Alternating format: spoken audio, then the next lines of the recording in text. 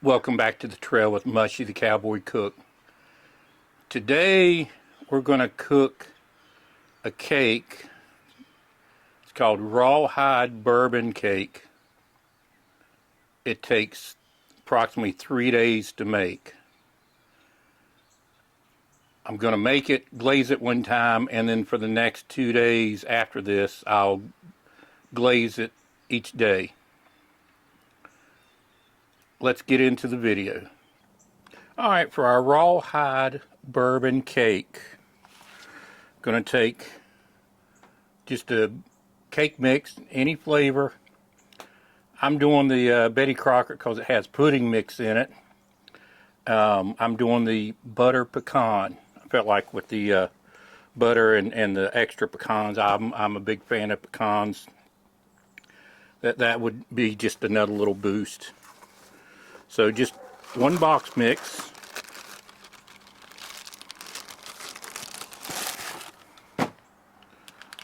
Small box of vanilla instant pudding.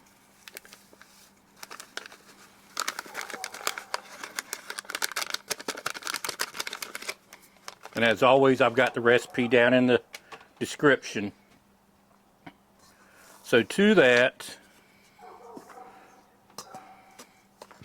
do 3/4 of a cup of milk,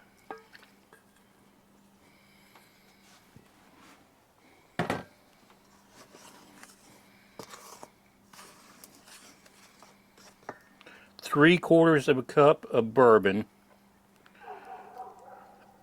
I'm a big fan of Bullet brand.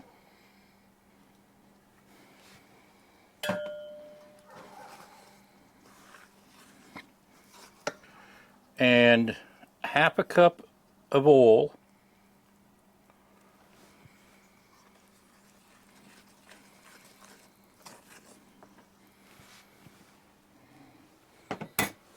And then 4 eggs at room temperature.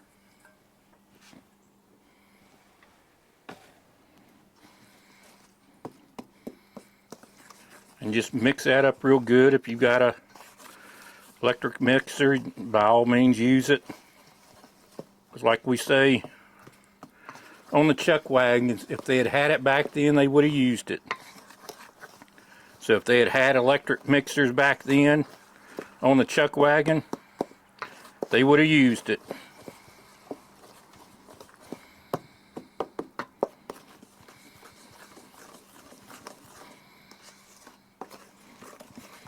Now I've got a 14-inch deep Dutch oven heating up. While the 16 is big enough, by the 16 not being deep, with the trivet and the bump pan, it comes up really close to the lid. And I'm just afraid that even though we're going to bake it at 300 degrees, if that lid gets hot, it's going to burn the top much quicker than if it was in a deep Dutch oven away from the top a little bit more. So just a little bit of insurance going with the deep Dutch oven. The 12-inch, it will fit in a 12-inch deep, but it just barely slides in, and I wanted more room for the air to come up around. And you have to also think, when you have gloves, pro tip, when you have your gloves and you're trying to get down around that pan, and if you can't fit your fingers down in there, you got to get it out. So the 14 gives you a little more room to slip your fingers with gloves on to pull that pan out.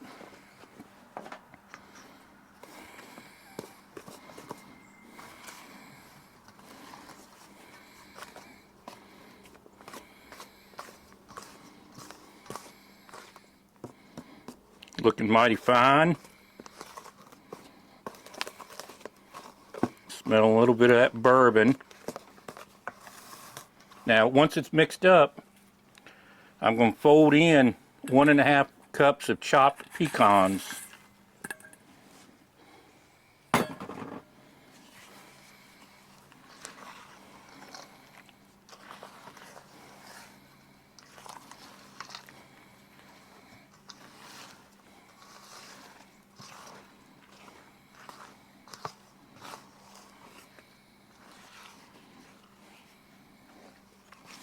And just fold it in a little bit. Now my bundt pan, you need to grease it and flour it. Or in my case, I just use the, here it is right here. The Baker's Joy, that's the spray with the flour in it. I've got it, I'm going to use it. And also, when you think about it, now this is a very simple bundt pan, but if you got a bundt pan with all kinds of reliefs in it, you know, decorative pan, you've got all kinds of nooks and crannies, and to try and grease that and flour it by hand, you're going to miss a spot. So you're better off spraying it and flouring it. So why not use that Baker's Joy all in one? So once you got everything mixed up, put it in your bundt pan.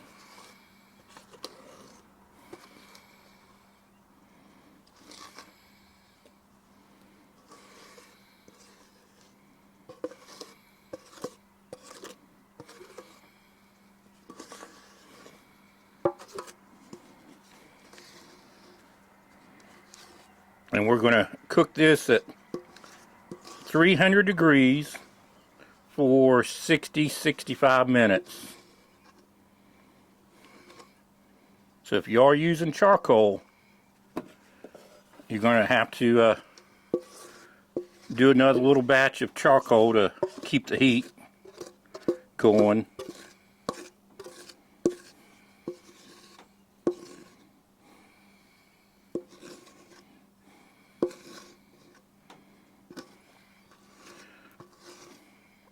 Alright, we're going to get this in the oven, and I'll show you as it's cooking, and then we'll come back whenever I pull it out, because we'll have a glaze to put on top of it. And I'll explain it to you how it's going to take 3 days, basically 3 days to fix this cake.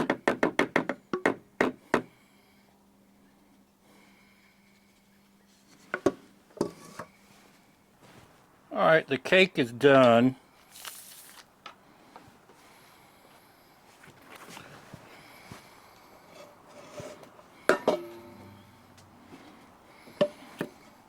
And by the way, I had just enough room, like I said, for my fingers to go down. So if I'd gone with the 12-inch, I'd have to be trying to pry it up. Let me keep it on. Let me show you what, nice and brown. Let me put this to the side. Because on this cake, we are going to do a glaze. I'll put 1/3 of the glaze today, 1/3 tomorrow, 1/3 the next day. So I need a cup of sugar, 1 stick of butter,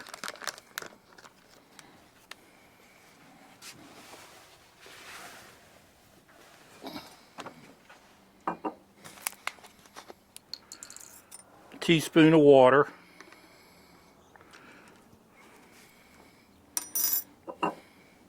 and 1/2 cup of bourbon.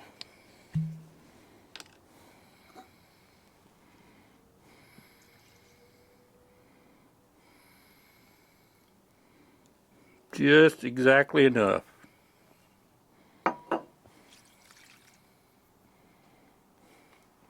So I'm going to put this on simmer for about 10 minutes, cool it for about 3 minutes, And when we come back, what I'll do is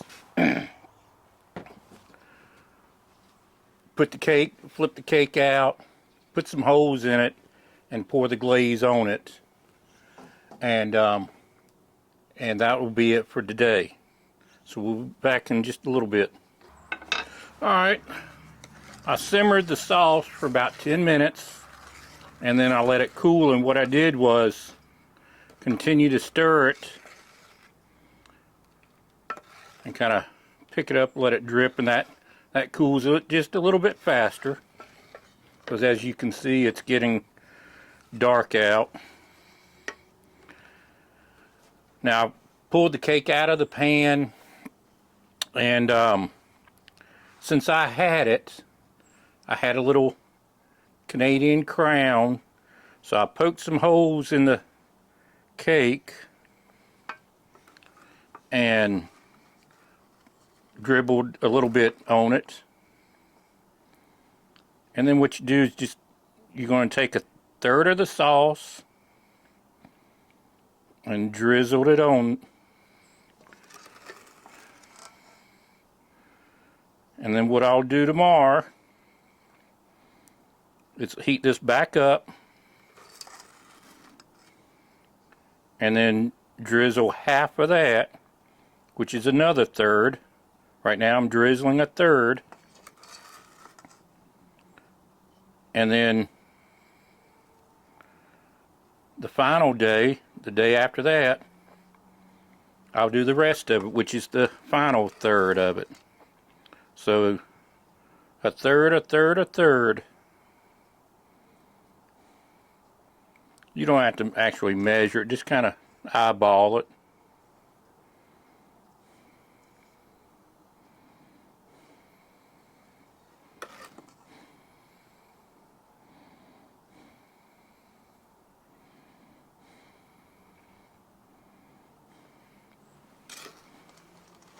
Alright, so that's it for today.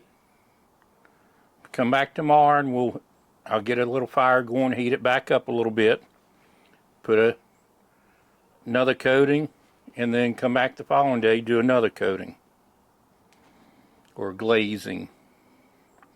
So that's it for now.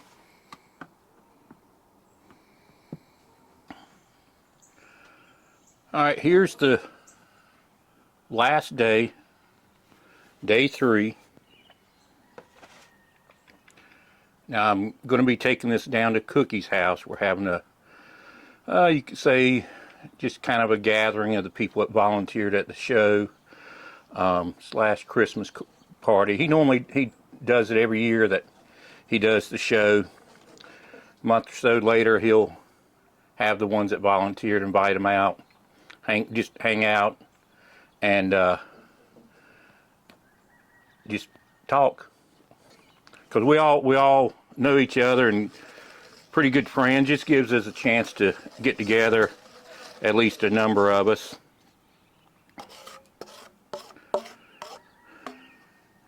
So all you do on the last day, just drizzle this back over once again.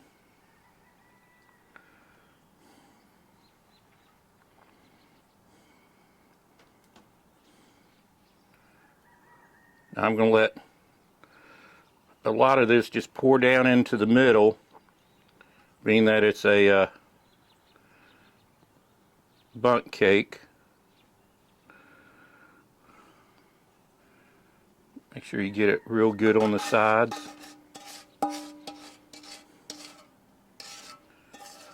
And just let it sit there and throw this back in the refrigerator. And we'll give it a slice. Alright, I'll let this go for about an hour. The middle with all that sauce isn't solidified up yet, but it will. And I got to get to the cookies. So I'm going to cut it, but not cut it right into the middle. So I can leave that sauce in there, and just that will kind of soak up.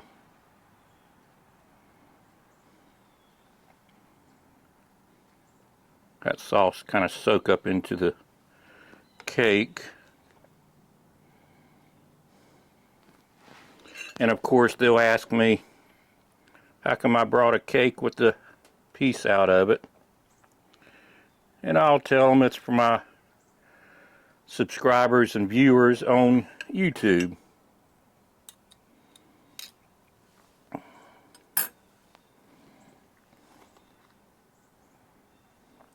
All the pecans. That looks good. See that there? There's the top of it.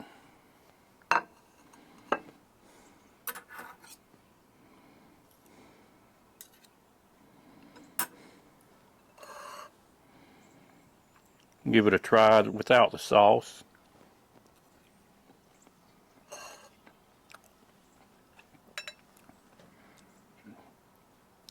You can taste the bourbon and the fact that I threw some Crown in there without cooking it. That could be really what I'm tasting, but still, either way, it's you can taste that.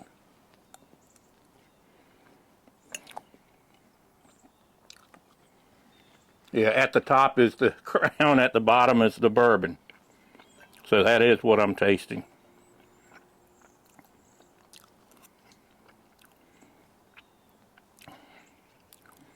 Kind of like a rum cake. In fact, besides the pecans, you could put raisins in it.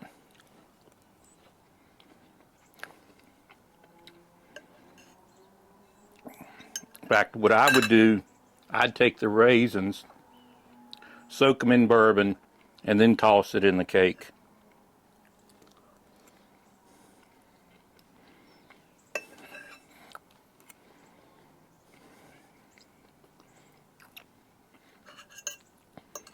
Well, I'm going to finish my piece of delicious rawhide bourbon cake and get on down the road. Get on down the trail to cookies. Well, I hope you enjoyed that video on the rawhide bourbon cake. Give it a try. Once you get the cake cooked, the next 2 days, just 10-15 minutes warming up the sauce, putting it on, throwing it right back in the refrigerator.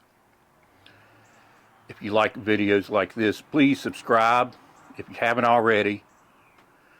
Like it. Share it with some friends. And of course, if you haven't already, ring the bell and Mushy the Cowboy Cook will see you down the trail.